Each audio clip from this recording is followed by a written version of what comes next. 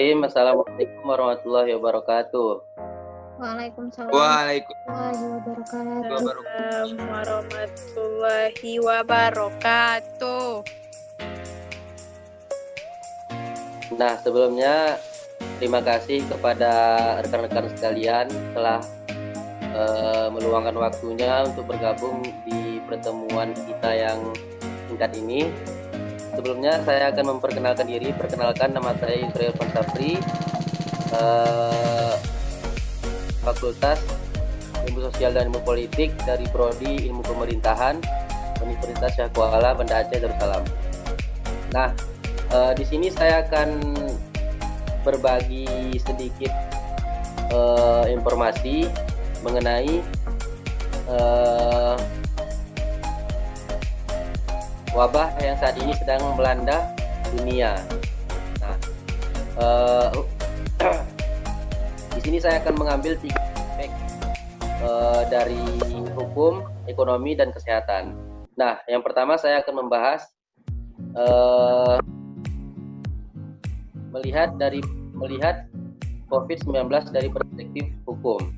Nah, yang pertama, seperti yang telah tertera pada Undang-Undang Dasar Pasal 1 ayat 3 yang menyatakan bahwa negara Indonesia adalah negara hukum, yang artinya segala sendi ketatanegaraan di Indonesia yang berhubungannya bersifat publik maupun privat semuanya harus berlandaskan hukum yang ada, yang hierarkinya dapat kita lihat pada Peraturan Perundang-undangan Nomor 12 Tahun 2011. Kemudian, apa sih hubungan antara COVID-19 ini dengan hukum? Nah, adapun hubungan antara wabah COVID-19 dengan hukum, yaitu negara kita telah membentuk gugus tugas COVID-19 yang diketuai oleh BNPB, yaitu Badan Nasional Penanggulangan Bencana. Kemudian, pemerintah juga membuat protokol-protokol kesehatan dan menghimbau untuk melakukan segala aktivitas dari rumah, baik itu belajar, bekerja, beribadah, maupun kegiatan-kegiatan yang lainnya. Atau ini bertujuan untuk menghindari yang namanya social distancing. Nah, kemudian himbauan ini tidak berjalan maksimal. Mengapa? Karena adanya penolakan atau beberapa orang yang tidak menuruti himbauan ini. Dan karena adanya faktor ekonomi masyarakat yang dimana mereka memang betul-betul harus kerja di luar untuk penanganan wabah COVID-19 ini juga tidak berjalan maksimal dan malahan menambah pasien yang terinfeksi oleh COVID-19. Penanganan COVID-19 ini diatur pada Undang-Undang Nomor 6 Tahun 2018 tentang kekarantinaan kesehatan. Nah, di sini pemerintah telah membuat aturan, yang mana aturan ini mungkin sebagian kecilnya atau sebagian besarnya memberatkan masyarakat, di mana aturan ini kan seperti PSBB, tidak boleh melakukan kegiatan sosial berskala besar gitu. Nah, namun di lain sisi ada dari masyarakat Indonesia ini yang mereka memang betul-betul harus keluar untuk mencari makan. Kalau misalnya mereka nggak keluar, maka mereka tidak mendapatkan makan, tidak mendapatkan uang untuk kebutuhan yang lainnya. Nah, jadi apa sih solusi yang diberikan oleh pemerintah melalui undang-undang ini? Solusi yang dihasilkan oleh Undang-Undang Nomor 6 Tahun 2018 tentang kekarantinaan kesehatan ini ada 2, yaitu pertama, melakukan kekarantinaan wilayah atau rumah sakit. Kemudian yang kedua, pembatasan sosial berskala besar. Akan tetapi, apabila kita melihat pilihan yang pertama, maka pemerintah dituntut harus mampu memberikan dan memenuhi kebutuhan pokok masyarakat beserta ternak-ternaknya. Karena itu, pemerintah memilih untuk melakukan pilihan yang kedua, yaitu pembatasan sosial berskala besar. Nah, yang pertama, melakukan kekarantinaan wilayah atau rumah sakit. Nah, artinya apabila kita melakukan karantina, artinya kita tidak boleh keluar dari wilayah kita atau tidak boleh keluar dari rumah kita. Nah, tentu kalau misalnya kita tidak keluar dari rumah, kita tidak akan bisa bekerja. Apabila kita tidak bekerja, otomatis kita tidak akan mendapatkan uang untuk membeli kebutuhan kita sehari-hari. Nah, karena pilihan yang pertama ini sangat berat dilakukan oleh pemerintah, karena apabila ini diterapkan, maka pemerintah harus bersedia untuk menyediakan berupa uang ataupun sembako kepada masyarakat selama pandemi ini berlangsung. Oleh karena itu, pemerintah memilih pilihan yang kedua, yaitu pembatasan sosial berskala besar. Artinya, kita boleh keluar rumah, kita boleh melakukan kegiatan kita sehari-hari, namun harus mengikuti protokol-protokol yang ada. Melalui peraturan pemerintah nomor 21 tahun 2020, yang mana peraturan pemerintah ini diterjemahkan lagi dalam peraturan Menteri Kesehatan nomor 9 tahun 2020 tentang pembatasan sosial berskala besar. Selanjutnya, apabila peraturan Menteri ini diterapkan di tiap-tiap daerah, maka juga harus diterjemahkan melalui peraturan gubernur. Nah, pemerintah kan sudah membuat nih peraturan, kayak gitu kan. Nah, pemerintah Indonesia melihat kondisi ini secara keseluruhan. Maka dari itu, di tiap-tiap daerah kan beda-beda nih, keadaannya kan beda-beda nih, situasinya beda-beda. Jadi tiap-tiap daerah seperti bupati membuat keputusan yang mungkin sedikit berbeda karena akan melihat dan menyesuaikan dengan yang ada. Kemudian yang kedua,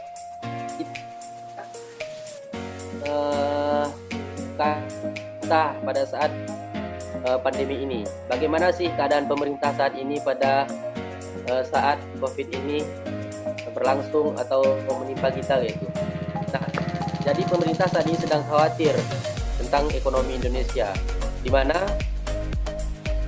dampak yang ditimbulkan oleh COVID-19 ini menyebabkan pertumbuhan perekonomian dunia menurun. Berbagai lembaga internasional global menyebutkan bahwa ekonomi dunia pada tahun ini perkembangannya akan mengalami perkembangan yang negatif, atau dengan kata lain menurun, yaitu dari 3% turun menjadi -1 atau -2%. Bahkan Indonesia sendiri memperkirakan ekonomi Indonesia ini mengalami penurunan yang sangat tergolong buruk dari beberapa tahun terakhir. Nah, saya melansir dari kompas.com per 13 April 2020, ada sebanyak 200.000 pekerja formal terkena PHK dan 222.000 pekerja informal juga mengalami dampak dari wabah ini. Nah, dari sini kita dapat melihat apa saja peran pemerintah dalam menangani keluhan dan musibah yang sedang dialami oleh masyarakat di Indonesia. Nah, dengan ada COVID ini kan pasti banyak nih kayak pegawai ataupun pekerja-pekerja formal atau informal yang lain tentunya mendapatkan dampak yang negatif dari wabah virus corona. Jadi inilah kita dapat melihat peran-peran pemerintah untuk membantu masyarakatnya agar dapat tetap hidup sejahtera dan bertahan hidup dengan baik. COVID-19 ini tidak hanya menimbulkan dampak negatif secara keseluruhan, akan tetapi dengan adanya wabah ini kita dituntut untuk lebih ekstra dalam menjaga kesehatan tubuh kita. Karena mau tidak mau kita harus selalu bersih serta memilih makanan yang baik dan sehat untuk kita. Yang dulunya kita pergi kemana-mana tidak memakai masker, dan setelah melaksanakan segala aktivitas kita tidak mencuci tangan, maka dari wabah inilah kita belajar dan mengambil hikmah bahwa untuk mendapatkan rasa sehat itu kita harus selalu menjaga kebersihan tubuh kita sendiri. Kemudian seperti yang tadi yang saya bilang, apa saja sih peran pemerintah untuk membantu masyarakatnya dalam menangani atau menghadapi pandemi ini? Yaitu pemerintah sendiri telah menyiapkan dana yang cukup besar untuk menangani wabah COVID-19 ini, yaitu sebesar 405 triliun rupiah, dan ekonomi pemerintah alokasi dana negara, yaitu dari APBN, kemudian fiskal dan perpajakan, dan stimulus moneter. Pemerintah juga mengambil kebijakan untuk mengatasi masalah pekerja informal yang terkena dampak wabah ini, yaitu dengan menyiapkan jaring pengaman sosial yang berfokus pada 3 hal berikut: kesehatan masyarakat, mempersiapkan jaring pengamanan sosial untuk masyarakat lapisan bawah, dan menjaga berlangsungnya dunia usaha khusus UMKM. Nah, seperti yang kita lihat kemarin, mungkin ada sedikit peran pemerintah atau banyak peran pemerintah untuk menjaga agar masyarakatnya tetap tidak bertahan hidup. Misalnya seperti kemarin kita lihat ada BLT, yaitu bantuan langsung tunai yang mungkin diberikan kepada setiap daerah masing-masing dan kemudian dibagikan oleh kepala daerah masing-masing. Nah, tetapi mungkin ada sebagian daerah yang mungkin pelaksanaannya memang betul-betul tepat sasaran, dan mungkin sebagian lagi tidak tepat sasaran, di mana mungkin terjadinya korupsi atau dan lain-lainnya. Nah, yang terakhir saya akan menambahkan sedikit, kita akan melihat COVID-19 ini dari perspektif kesehatan. Nah, COVID-19 ini sendiri adalah virus yang mana cara penyebarannya atau penularannya itu melalui percikan atau bahasa ilmiahnya adalah droplet yang dapat berasal dari tumpahan atau percikan ke permukaan benda. Contohnya dari tangan yang kemudian menyentuh wajah, lain-lain. Kemudian dapat berasal dari percikan berjarak 1 meter dari orang yang batuk dan itu dianjurkan bagi orang-orang yang batuk dan bersin untuk memakai masker dan tidak melakukan perkumpulan dengan orang banyak. Namun, seiringnya berjalannya waktu dengan bertambahnya kasus yang telah terinfeksi COVID, kita sudah membedakan mana orang yang sudah terpapar dan mana yang belum. Nah, seperti kemarin di Indonesia mungkin belum, ketika Indonesia belum ada kasus COVID-19, maka kita masih sepil ini dengan orang bersin, dengan orang batuk, nah masih nggak pakai masker. Tetapi setelah wabah COVID-19 ini melanda Indonesia dan kasusnya banyak, kita udah nggak tahu lagi nih orang batuk mana yang kena, orang batuk yang mana tidak kena corona. Nah, maka dari itu seperti yang dibilang ini, kita sudah tidak bisa membedakan mana orang yang sudah terpapar dan mana yang belum, sehingga ada anjuran dari WHO untuk memakai masker bagi seluruh orang, baik itu sudah terpapar maupun belum terpapar oleh COVID-19, untuk menghindari yang dapat menyebabkan terinfeksi oleh COVID-19 ini. Ada suatu saat di COVID-19 ini, dan yang tadinya penyebarannya secara droplet berubah menjadi airborne disease, yaitu penyebaran melalui udara yang terjadi melalui orang memiliki asma, yang mana asma ini dapat memicu droplet berubah menjadi aerosol. Atas dasar inilah Peraturan Nomor 9 Tahun 2020 yang berisi pedoman pembatasan sosial berskala besar. Nah, kita kan nggak tahu nih, mungkin ada revolusi nih dari COVID-19, mungkin yang tadinya penyebarannya hanya melalui cairan, mungkin nanti bisa-bisa saja, dan mungkin bisa jadi penyebarannya melalui udara. Nah, oleh karena itu, dari sekarang kita dianjurkan untuk memakai masker, menjauhi orang yang batuk. Kemudian apabila kita batuk, hendaknya kita menutup dengan siku kita. Nah, mungkin itu saja yang dapat saya sampaikan. Terima kasih atas waktunya. Mungkin ada yang ingin menanyakan sesuatu, saya persilahkan untuk bertanya. Kan tadi abang udah jelasin dari beberapa segi gitu, pandangan terhadap corona ini dari beberapa segi. Saya tadi masuk terakhir tuh itu sempat dengar cuman dari segi kesehatan gitu ya, kaitannya dengan segi kesehatan, karena saya terlambat masuk tadi UTS sebentar. Jadi menurut abang ini ada nggak keterkaitan antara wabah pandemi COVID-19 dengan hal-hal yang berbau konspirasi, seperti virus ini sendiri dibuat atau diciptakan serta sudah disebarkan. Kalau kita lihat beberapa narasumber dari YouTube dan sebagainya, kan ada dijelaskan bahwasanya sudah ada proposal yang mengenai tentang COVID-19 ini sendiri dari sejak tahun sekitar 2010 atau 2011, yang memang sudah dijelaskan secara detail bahwasanya ketika COVID ini terjadi, negara yang pertama kena itu adalah Cina, dan ciri-cirinya dijelaskan bahwasanya orang akan selalu memakai masker, menjaga jarak dan sebagainya, serta segala hal itu dibatasi. Itu gimana menurut abang? Ada nggak keterkaitannya? Terima kasih. Oke, sama-sama. Nah, mungkin videonya udah pernah juga lah kuliah kan.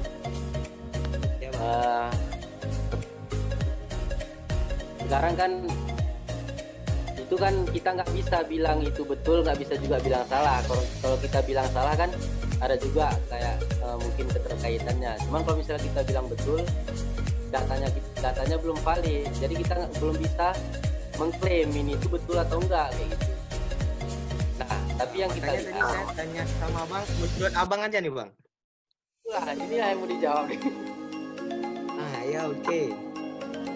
Tapi kan gini, sekarang kan kita lihat orang kan sekarang lagi ini apa namanya, perang dagang kayak gitu kan, lagi gempar-gemparnya perang dagang kayak gitu kan. Kemarin pun kayak kasusnya China sama Amerika kayak gitu kan. Pokoknya kan baru kan gitu kerjasama antar negara tuh kan dia nggak bisa dipisahkan lagi, karena kan kayak kita misalnya kan kita kan berpatokan sama dolar Amerika nih, ya kan. Nah, baru pun sekarang kan perdagangan Cina kan lagi besar lah di dunia, karena kan kita lihat kan di setiap belahan negara kan udah pasti ada Cina, karena kan Cina bisnisnya itu kuat gitu kan. Mereka kan nggak sembarangan ada strategi-strateginya. Nah, mungkin bisa jadi kalau menurut abang nih kan, bisa jadi ini tuh memang dibuat-buat oleh para elit.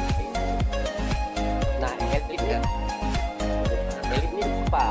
Elit ini dia orang-orang yang punya kekuasaan, orang-orang yang punya wewenang,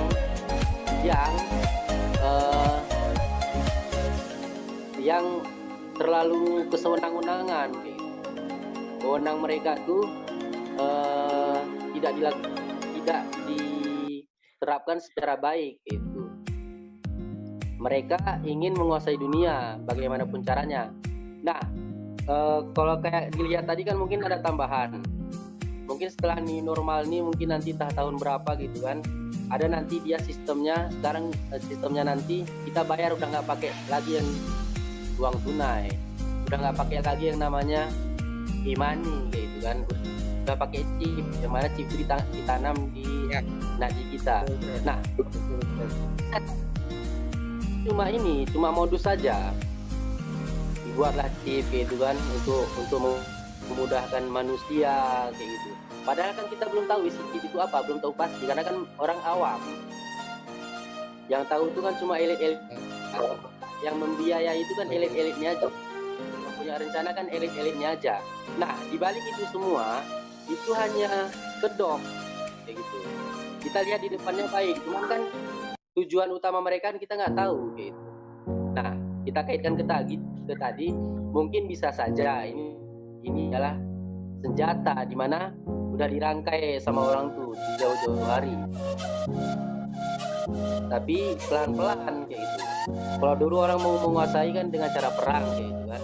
Nah, orang udah tahu nih perang, strateginya udah dipakai semua. Kalau kita kayak ini ada penangkalnya, kalau kita kayak ini ada penangkalnya. Kalau perang senjata lebih banyak mungkin orang-orang pintar yang buat senjata kayak gitu. Kalau perang pemikiran sekarang makin banyak orang pintar-pintar. Nah, dibuatlah mungkin sejenis wabah. Mana kan wabah ini nggak tahu kita nih, nggak semua orang kan, tiap-tiap orang mungkin kayak profesor nih kan, profesor sakit misalnya, dia kan nggak maksudnya orang tuh nggak yang sama, ada yang baik ada yang jelek. Mungkin yang jelek-jelek inilah berkumpul. Sebetulnya nggak ada yang jelek sih, cuman mungkin kita bayar makanya orang tuh mau gitu. Cuman kalau misalnya kita lihat data yang dibilang di YouTube itu mungkin bisa jadi senjata. Cuman kan kita lihat nanti dulu kayak mana kan, karena kan kita masih awam juga nih. Itu aja lah jawabannya. Ya, makasih bang. Oke. Makasih udah nanya. Yo. Mungkin saya cukupkan sampai di sini.